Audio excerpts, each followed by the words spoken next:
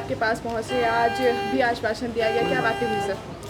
देखिए, रिम्स में जो व्यवस्था थी, एक थोड़ा सा टेक्निकल इशू आ रहा है। जो 2013 से ही हम लोग जिस तरह एम्प्लॉइज़ को सैलरी दे रहे थे, वो हमारे सॉफ्टवेयर में और ट्रेजरी के, झारखंड सरकार के ट्रेजरी के सॉफ्टवेयर में थोड़ा सा मिसमैच है, जिस वजह से हम सैलरी नहीं निकाल पा रहे हैं। सब कुछ सॉफ्टवेयर बेस्ड है, तो हम जिस तरह सैलरी रेज कर रहे हैं एम्प्लॉइज़ की, उनका सॉफ्टवेयर में वो प्रोविज़न नहीं है। तो उस पे काम चल रहा है। ऑलरेडी मीटिंग्स हो चुकी हैं हमारे फाइनेंस डिपार्टमेंट की, और हमने भी बातें कर ली हैं। तो वो सॉफ्टवेयर थोड़ा रिम्स के लिए मॉडिफाई करना पड़ेगा। तब तक जो सलूशन है वो ये था कि पहले क्या करते थे कि हम एनपीएस का पैसा काट के और फिर देते थे, वैसे ट्रेजरी ही बाकी एम्प्लॉइज़ का काट लेती है।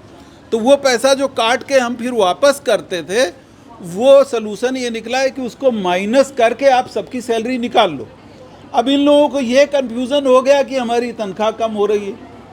तो ये जो मिथ था वो मैंने दूर किया कि आपका, इस चक्कर में इन्होंने 2 दिन काम नहीं होने दिया, तो इस चक्कर में जो है वो तनख्वाह नहीं बन पाई।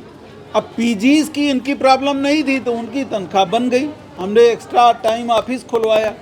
दूसरा जो टेम्परेरी आईडी थी, एक टेम्परेरी आईडी, किसी का भैया आइडेंटिटी होगा तभी तो तनख्वाह मिलेगा।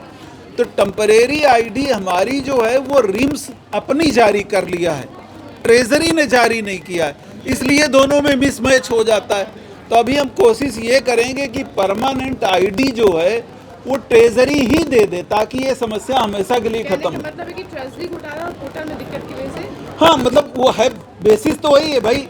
जब घोटाला हुआ तो सब विभाग जागे, फिर वहाँ से ऊपर से आदेश आए कि आप सबकी आईडी चेक करो। तो बड़ा काम था, और हमारे इस्टेब्लिशमेंट ने बड़ा काम किया है, ऐसा नहीं है। वो सब लगातार step wise extra time office खोल के और आईडी कंफर्म करके फाइनेंस भेज रहा है, फाइनेंस फिर उसको कंफर्म कर रहा है। हालांकि रिम्स में इस तरह के घोटाले का चांस बहुत कम है, छोटा मोटा तो हो सकता है, लेकिन इतना बड़ा घोटाला नहीं हो सकता था। लेकिन फिर भी सरकार से जो सावधानियां आई हैं, भाई इंस्टीट्यूट तो सरकारी है ना, पैसा तो सरकार दे रही, तो सरकार के नियम फाइनेंस में हमको फॉलो करने पड़ेंगे।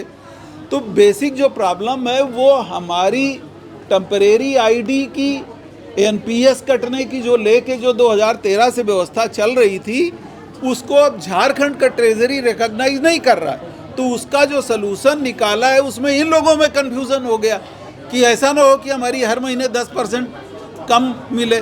तो पैसा तो सरकार में कहीं जाता नहीं है, और ऐसा भी नहीं होता है कि सरकार में पैसा कम हो, पैसा तो बढ़ता ही है सीनियरिटी के हिसाब से।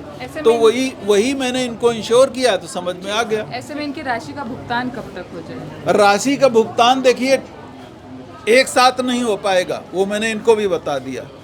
जैसे जैसे आईडी कंफर्म होती जा रही है जितने ग्रुप की, और उतनी फाइनेंस वाला जो है कंफर्म कर ले रहा है, उसका पेमेंट होता जा रहा है। और ये व्यवस्था हम जोर से लागू करने जा रहे हैं। आपके सामने एडमिनिस्ट्रेशन को फिर से बोल रहे हैं कि एक्स्ट्रा टाइम ऑफिस खोलिए, आईडी कंफर्म करिए, जिस जिस ग्रुप की होती जाए उसकी सैलरी निकलती जाए।